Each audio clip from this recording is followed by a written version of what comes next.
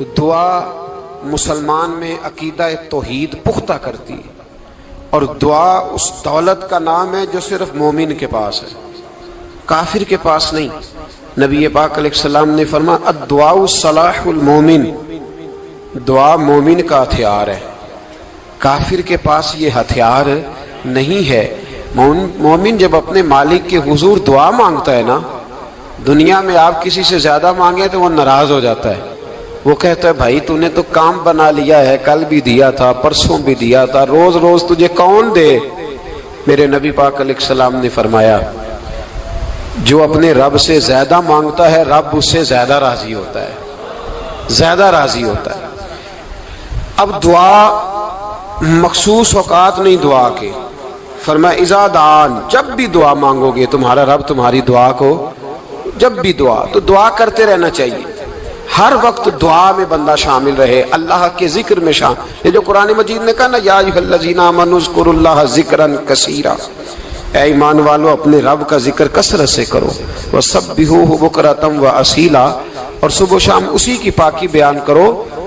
تو اس سے مراد یہ نہیں ہے کہ تسبیح لے کے سارا دن مسجد میں بیٹھے رہو اور کام کوئی نہ کرو، بلکہ اس کا مطلب یہ ہے کہ روٹی شروع کرو تو اللہ کے نام سے، اختتام کرو تو اللہ کے نام، سو جاؤ تو رب کا نام لے کے، سویرے اٹھو تو اللہ کا نام لے کے، جب تمہیں کوئی چیز اچھی لگے تو ماشاءاللہ کہو، جب کوئی مصیبت آئے تو کہو انا للہ و انا الیہ راجعون۔ تو سارا دن اللہ کا ذکر جاری رہے گا۔ نبی پاک صلی اللہ علیہ وسلم نے مسلمان کو ایک دوسرے سے ملنے کا طریقہ بتایا۔ مصیبت آئے تو کیا کہنا ہے؟ صرف فوت کی پہ نہیں کہنا، اس کی وضاحت کر دو۔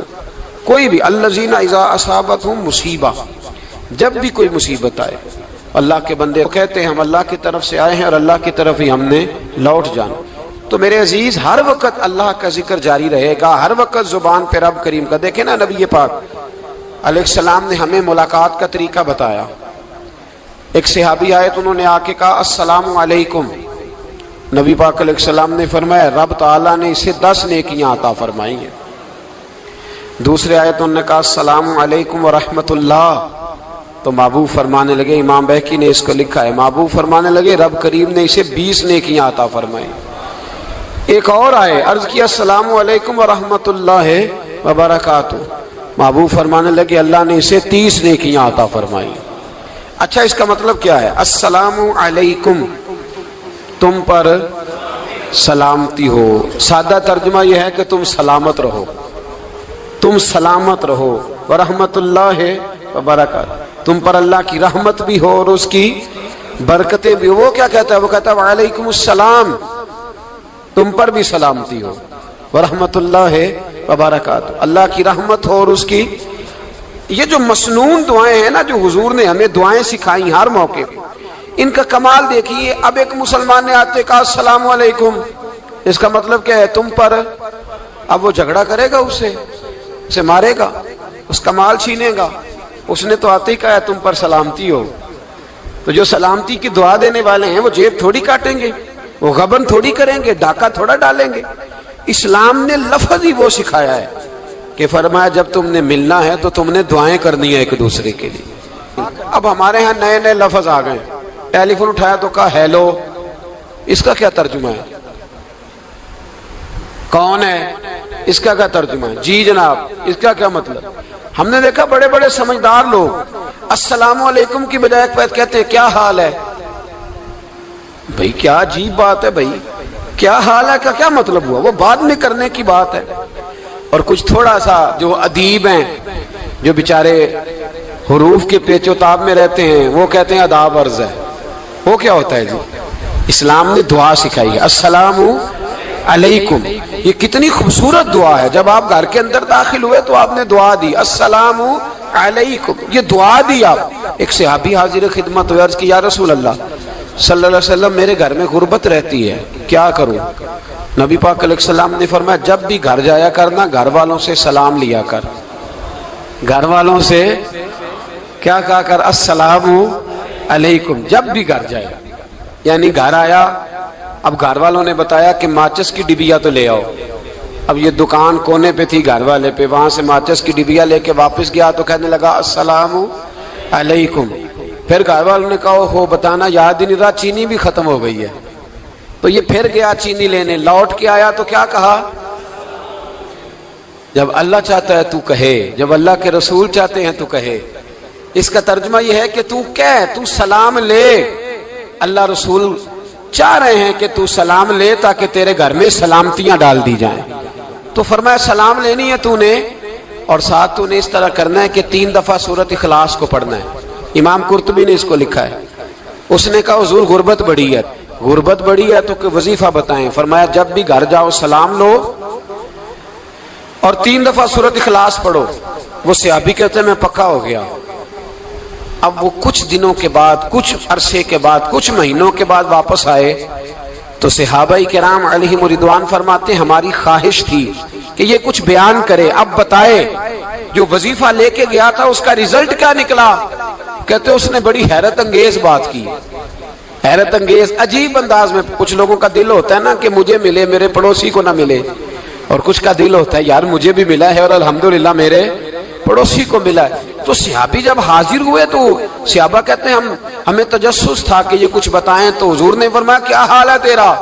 کہا یا رسول اللہ کمال ہی ہو گئی ہے حضور, میں جب بھی گھر جاتا ہوں سلام لیتا ہوں اور 3 دفعہ سورۃ اخلاص پڑھتا ہوں, میں تو امیر ہو ہی گیا ہوں, میرے تو ہمسائے بھی امیر ہو گئے.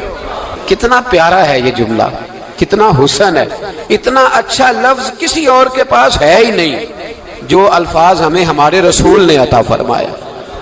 اس کو اپنائیے, اس کو اپنائیے.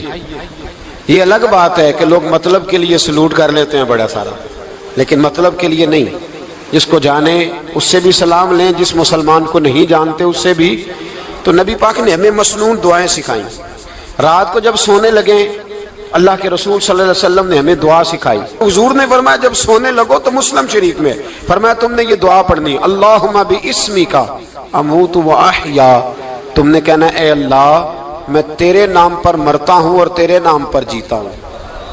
نبی پاک صلی اللہ علیہ وسلم نے ایک حدیث میں فرمایا کہ یہ جو نیند ہے نا یہ موت کی چھوٹی بہن ہے, یہ موت کا ایک حصہ ہے. جس طرح انسان سو جائے تو کوئی خبر نہیں ہوتی کیا ہو رہا ہے, بالکل وہ اٹھا ہے تو اس نے کہا ہو یہ کیا ہوا. سو جاتا ہے نا آدمی, اسے خبر نہیں ہوتی. اوہو میں نے تو 11 بجے اٹھنا تھا, یہ تو 3 بج گئے. اب اسے خبر نہ رہی. سوتے ہوئے لوگ چوری کر لیتے ہیں, بلکہ اس طرح بھی ہوتا ہے کہ آدمی نے گکھڑ اترنا تھا, وہ پنڈی سے آ رہا تھا لیکن وہ سویا ہوا تھا. آنکھ تب کھلی جب کاموں کی آ گیا تھا. اب اس کا اس پر زور ہے تو فرمایا کیا پتا اب تو کھل گئی کاموں کی, جا کے لاہور جا کے کسی جگہ پہنچ کے. تو یہ بھی ممکن ہے کہ کھلے ہی نہ, نیند ہی موت کا سبب بن جائے. تو تو کہہ کے سو کہ یا اللہ تیرے نام پہ سو رہا ہوں. اللہ کس نام پہ سو رہا ہوں یار. اگر ہم ان دعاؤں کا حسن سمجھے مت, اللہم باسمک اموت و احیا, یا اللہ میں تیرے نام پہ سوتا ہوں اور تیرے نام پر اٹھتا ہوں. گویا کہہ رہا یا اللہ میری نیند بھی تیرے فضل سے ہی ہے, اور اگر آنکھ کھل جائے تو وہ بھی تیرے فضل سے ہی ہے. کتنا اعلیٰ نبی پاک علیہ السلام نے انداز سکھایا. اور پھر بخاری شریف میں حدیث موجود ہے, فرمایا جب اٹھو تو کہو الحمدللہ الذی احیانا احیانا بعد ما اماتنا والیہ النشور. فرمایا جب تم سو کے اٹھو تو پھر کہو اے اللہ ساری تعریفیں تیرے لیے, تمام تعریفیں جس نے ہمیں موت کے بعد حیات دی. موت کے بعد فرمایا احیانا بعد ما اماتنا, ہمیں مرنے کے بعد گویا اللہ کا شکر ادا کر کے آنکھ کھل گئی. دیکھیں کس طرح اسلام مسلمان کو اللہ کے ساتھ جوڑتا ہے. فرمایا شکر کر, آنکھ کھل گئی. کہ یا اللہ تیرا شکر ہے تو نے موت کے بعد ہمیں دوبارہ حیات عطا فرمائی, یہ شکر ادا کرو. گویا تم یہ نہ کہنا کہ میں اٹھ گیا ہوں تو میرا کمال ہے, یہ نہ سمجھنا میں اٹھ گیا ہوں تو میں بڑا پابند ہوں, جب میں ارادہ کر لوں کہ میں نے 11 بجے اٹھنا ہے تو پھر میں اٹھ جاتا ہوں. یہ نہ کہنا کہ یہ الارم بڑا اچھا ہے, یہ مجھے اٹھا لیتا ہے. ذہن کے اندر خیال کر کہ نیند تو موت کی طرح تھی, یہ جو میں اٹھ گیا ہوں تو اپنے رب کے فضل سے اٹھا ہوں. جو میں اٹھ گیا ہوں, جو ابھی اٹھے ہیں وہ تو بول دینا کم از کم کہ میں اپنے رب کے فضل سے اٹھ گیا. تو دعا سکھائی. پھر دیکھیے نبی پاک صلی اللہ علیہ وسلم نے فرمایا جب تم بیت الخلاء میں جاتے ہو نا, واش روم میں جاتے ہو, تو گندی چیزیں ہوتی ہیں وہاں، شیطان ہوتے ہیں، جنات ہوتے ہیں، یہ گندگی پہ ہوتے ہیں۔ جب تم واش روم جاؤ، بیت الخلا جائے، تب بھی دعا مانگو۔ کیا دعا مانگو؟ وہ دعا بھی نبی پاک صلی اللہ علیہ وسلم نے ہمیں تعلیم فرمائی اور بخاری میں ہے، کہا پڑھا کرو اللہم انی اعوذ بک من الخبث والخبائث۔ کہو اے اللہ ناپاک چیزوں سے میں تیری پناہ مانگتا ہوں، وہ نر ہوں یا مادہ ہوں۔ اللہ میں تیری پناہ مانگتا ہوں۔ واش روم کے اندر بہت ساری بری چیزیں ہوتی ہیں، جوان میری بات پر توجہ فرمائیں، وہاں بہت ساری گندی چیزیں ہوتی ہیں۔ انسان کئی دفعہ واش روم میں جاتا ہے، اسے وسوسے زیادہ آتے ہیں، یہ نوٹ کریں میری بات کو۔ اصل میں نا ہم بات ڈھونڈ رہے ہیں علاج اپنی بیماریوں کا، حالانکہ علاج تو سارا مدینے والے رسول کے پاس موجود ہے، محبوب کے پاس ساری دوائیاں ہیں۔ تو نبی پاک علیہ السلام دیکھیں نا، انسان واش روم میں جاتا ہے اسے وسوسے آتے، برے خیالات آتے، وہ گناہ کی طرف کئی دفعہ مائل ہوتا ہے، تو کہا تو دعا پڑھ کے جا اللہم انی اعوذ بک